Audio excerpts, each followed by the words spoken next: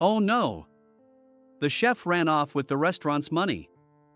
If this keeps up, the restaurant will go under, and so will my dad. As I headed to the diner I'd become a regular at while traveling, the waitress, looking pale, rushed out of the restaurant. When I asked her what happened, she explained that her father, the head chef, was hospitalized. And another chef they trusted had taken all the restaurant's money. I'm currently unemployed, but I used to be a chef at a fancy restaurant in New York. But, considering what I did, is it really okay for me to step in? The waitress in front of me hung her head and started to cry. I mustered up my courage and made a suggestion. I was a chef. Maybe I can help.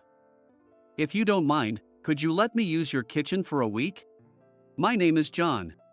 I'm 32 now, and though it might sound strange hearing from me, I've caused an unbelievable amount of trouble for many people. Today, I want to share my story. After graduating high school, I didn't go to college and instead I chose to go to culinary school without hesitation. At that time, I was thrilled by the dream of becoming a chef. Looking back now, I think I was quite innocent then.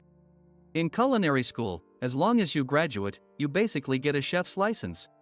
I studied the basics diligently from the start, graduated, and entered the culinary world. After graduating, I got a job at a fancy restaurant in New York. You might get an idea of the chef's world from a TV show that once made waves depicting a chef's growth. It's really strict with hierarchy, and the one who joins even a day earlier is your senior. Initially, you're only allowed to do menial tasks like cleaning, washing dishes, and taking out the trash. Some classmates in the dorm even had to do their seniors' laundry. I endured such treatment and trained intensively for 3 years. I think these 3 years were about building endurance, dealing with the instructions and sometimes unreasonable demands from seniors, and seeing if you could keep up. Another important thing to learn during this period is building physical strength. Chefs are often thought to just make meals, but it's actually physically demanding.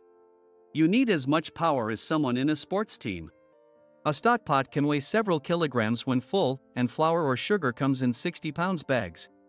So your arms ache with muscle pain every day until you get used to it. After 3 years of training, I returned to my family's restaurant, the Johnson, to work under my father. But initially, I think I was spoiled because I was his son. I thought I'd get to cook right away, but I had to start from scratch, doing menial tasks again. What? I've been training for 3 years. I don't care. Here, you're a rookie. I can't let someone like you handle a knife. Why not? If I let you make food for our customers, the restaurant would go under. You're in the way standing there. Go wash those pots. I never got along with my dad. We clashed and yelled at each other constantly. After 5 years of that, I secretly started thinking about going independent. Then my dad suddenly passed away. It was a day off for the restaurant, but my mom got worried when he didn't wake up even by noon and found him already gone. He was struck by acute myocardial infarction, the most common cause of sudden death. So at 27, I suddenly had to take over my dad's role. I always wanted to cook. I wanted many people to eat the food I made and be happy. Even though my wish was finally coming true, I was terrified. The Johnson was a well-known restaurant in the area. The pressure of running that restaurant was immense. After my dad's sudden death, customers visibly dwindled. But that was a testament to how great my dad's cooking was and how much people loved it. I realized how great my dad was only after he was gone. I was prepared to close the restaurant, but I remembered why I came back to this place and why I wanted to become a chef. So I decided to work like my life depended on it. I aimed to faithfully recreate my father's flavors and improve our service. I was the first to arrive in the morning and the last to leave at night. On my days off, I would go out to study the service and flavors of famous restaurants. Seeing me like this, the employees who were halfway considering closing the restaurant re-evaluated their attitudes toward work. First, there was my senior, Tom. We all called him Big Tom because he was my mentor and always looked out for me. Even the waiters who directly interacted with customers started supporting my vision. I think we were all desperate during this time. Initially, people came to the restaurant because it was my father's place, but they began to spread the word about our hard work and service. And those people posted about us on social media. Thanks to that, the restaurant gradually became lively again. As the employees worked smoothly together, we eventually received the highest ratings for our food and service on social media. Even amateur reviews made us happy. And then, without us even realizing it, our restaurant, the Johnson, was featured in the Michelin Guide. What's more, we received the highest rating of 3 stars. 1 star means a very good restaurant in its category. 2 stars mean excellent cooking, worth a detour. 3 stars mean exceptional cuisine, worth a special journey. Our restaurant was rated as a place worth traveling to just for the food. We received 3 stars on our first listing. This was unprecedented. I was on cloud 9. But receiving this rating made me completely arrogant. The 3 stars were a recognition of the restaurant, not of me personally. Yet, I got cocky and started yelling at the employees for being slow. Now, I understand. I see how arrogant and selfish I was. I was acting like a conceited fool. It's no wonder that people like Big Tom, who had to put up with my snide remarks, were unhappy. The camaraderie we had once shared began to dissipate, and I was constantly frustrated when things didn't go smoothly. Then one day, a decisive event occurred. During a lunch break, I raised my voice. That was the last straw for Big Tom. Enough is enough. You're just a second-generation owner. We helped because we appreciated your father, not you. What do you think you're doing? Big Tom? How dare you talk to us like that? You couldn't have done anything without us, right? You're just a rookie acting all high and mighty. Big Tom blurted out all at once and slammed a bottle of cooking oil on the floor. The bottle was the Johnson flavored oil. It was made by my grandfather, whom I respected greatly. The bottle shattered with a crash, spilling its contents on the floor. Grandpa's oil. At that moment, something snapped inside me, and before I knew it, I was grabbing Big Tom by the collar. Big Tom! Calm down. John, stop it. Calm down. Everyone immediately stepped in to stop us, and fortunately, Big Tom wasn't hurt. But at that moment, a freelance journalist named Mark, who had come to request an interview, saw everything. The incident quickly became news, and bad rumors spread like wildfire. Online news, social media, gossip among students and housewives. By the next day, reservations were canceled, customers stopped coming, and we were forced to close the restaurant. It was only then that I realized how foolish I had been and how much of a jerk I had become. I brought this on myself. After paying the employees their wages and severance pay up to that day, I left all the remaining procedures to the lawyer and left New York, eventually finding myself in my father's hometown of Vermont. This is the town where my grandfather lived as a cooking oil maker. Feeling nostalgic, I wandered aimlessly. I walked for about an hour. Eventually, hunger struck, and I turned into an alley where I spotted a building that looked like a diner. There was a sign hanging at the entrance, but it was too worn to read. As I approached, I caught a whiff of a wonderful aroma. Is this broth soup? The smell was nostalgic and clearly crafted with care. It smells just like the one my father used to make. Drawn in by the aroma, I stepped inside. Welcome! Inside, contrary to the exterior, stood a beautiful woman in pretty clothes. She looked to be in her late 20s, and her elegant, enchanting smile left me momentarily frozen. She quickly brought over water and a hand towel. What would you recommend? Well, everything is good, but how about the stew, a traditional dish of this region? Today's stew includes mountain vegetables and mushrooms. I'll have that, please. Certainly. The woman retreated to the kitchen. While waiting for the food, the aroma of the broth filled the room, almost bringing me to tears. Trying to hide my emotions, the food soon arrived. The meal was exceptional. The broth was highlighting the ingredients' natural flavors.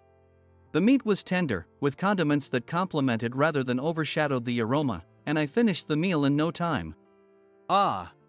It was truly delicious, and I was thoroughly satisfied. Thank you for the meal. On my way out, I stayed at a hotel near the station that night. From that day on, I frequented the diner daily. It wasn't just the food, perhaps it was also to see the woman's bright smile. As I kept visiting, I learned more about her. Her name was Emily. She was the waitress of the diner Sagan, and I felt that many customers, like me, came to be healed by her smile. a week after arriving in Vermont. I decided to visit my grandfather's grave and the local cooking oil manufacturer. That day, there was a free tour, and many visitors were coming and going. Inside, there were large barrels as tall as me. Now, we will let you taste this special flavored oil. It has a mellow flavor that goes well with vegetable dishes and stews. As the artisan opened the barrel lid, a rich yet sharp aroma filled the air. Strangely, it wasn't unpleasant. I could see that they take care of the oil, and I saw pride in their faces. Their faces overlapped with those of my grandfather and father. As I was moved, I returned to the diner with a renewed heart. However, the taste of the food that day felt different. The kitchen wasn't visible from the seating area, so I couldn't see what was happening. Puzzled, I paid the bill without saying anything. In the end, I stayed in this town in Vermont for almost a month. During that time, I had plenty of moments to think and consider my future.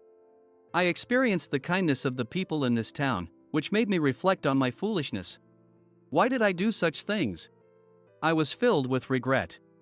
It's about time to leave this place, I thought, but before leaving, I decided to stop by the diner one last time.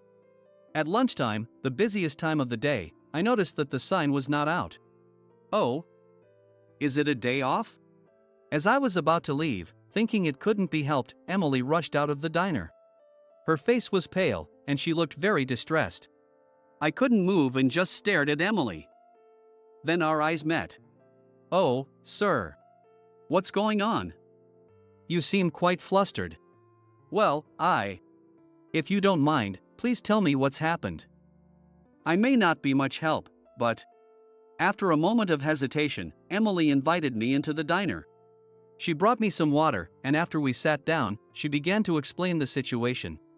Actually, my father, the owner and chef, has been hospitalized with a heart condition. Oh, I'm sorry to hear that. I thought it must be tough, but surely there were other chefs. There is more than one chef. My father left the restaurant to his friend, Steve, but Steve has. What happened? Of all things, he ran off with the diner's money. What? Have you contacted the police? Embezzling the restaurant's earnings is a serious crime. It could be prosecuted under embezzlement and theft laws. Even if she didn't want to make it a criminal case, she could still fight it in civil court. However, Emily shook her head silently. I need to pay the hospital bills next week. There are also other expenses. I don't know what to do. Seeing Emily in despair, I frowned. When we found out about my father's hospitalization, we considered closing the diner. But Steve said, "Don't worry about the restaurant. Just focus on your treatment. Leave everything to me." My father completely trusted his words because Steve said, "You've done so much for me, now it's my turn to help you." How heartbreaking. I can't cook like my father. How can I report this to him while he's sick? With her face in her hands, Emily was on the verge of tears. I mustered up the courage to tell her my story. I used to work at a restaurant.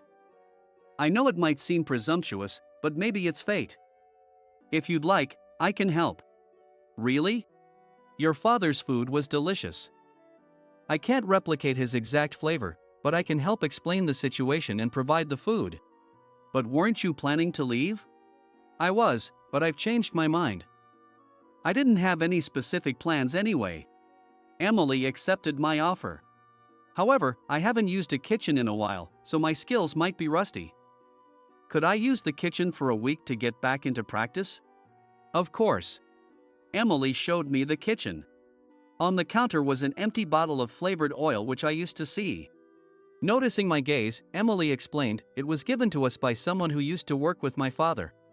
And if you're going to use the kitchen, why not stay at our place? We have an extra bed. I feel a bit unsafe being alone. I thought it might still be unsafe with me there, but she added, Steve might come back. I wouldn't insist otherwise. Just until my father returns. I understood her reasoning. Considering the cost of the hotel, I hesitantly agreed.